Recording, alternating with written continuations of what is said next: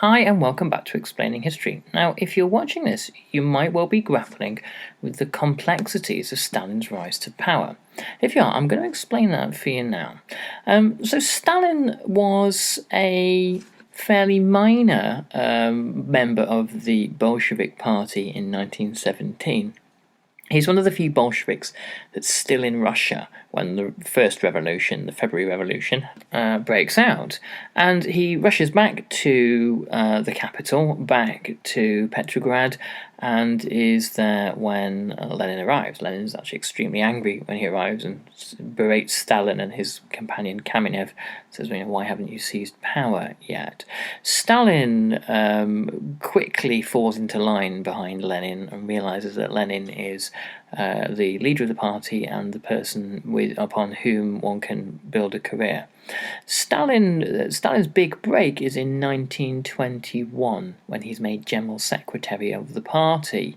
Lenin is unwell, he's had a couple of strokes, and after he was shot in 1918, and he is reliant increasingly on Stalin to do the organisation of the party for him. Stalin uses the role of General Secretary to his advantage. Stalin is able to find out everything there is to know party members by going through party files. He spends an awful lot of time doing this, so much so that he's referred to as Comrade Card Index, because he is constantly spending time going through card indexes to find out about party members and their loyalties. He has the power of appointment, so he can appoint his Stalin loyalists to key positions across the country. When it comes to a showdown with Leon Trotsky, his greatest rival in the Politburo, Leon Trotsky doesn't have a large power base. Leon Trotsky had never put a great deal of time or effort into building one, whereas Stalin had. Stalin's got a lot of appeal as well.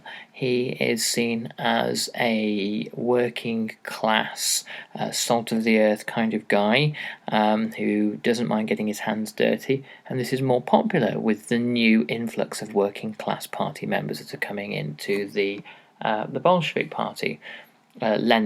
Trotsky is less popular because he's seen as being an intellectual, first and foremost, not working class, which he wasn't. There's an air of anti-Semitism as well, by the fact that Trotsky is Jewish, and Trotsky is also quite a dislikable person. He is someone who has affairs with party members' wives.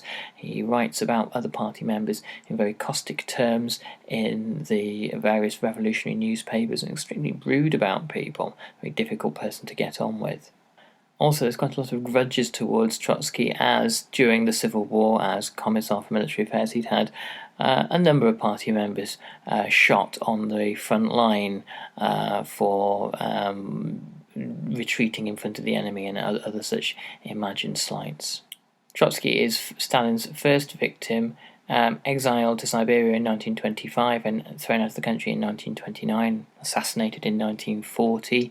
And it is in 1927 that Kamenev and Zinoviev, who initially opposed Lenin's policy of the new economic policy, the NEP, that they are eliminated as well. So Stalin uses his instinctual political cunning, but also organisation. He manages to organise himself successfully. And I think if I was answering a question on this in an essay, those are the two key points that I would be arguing.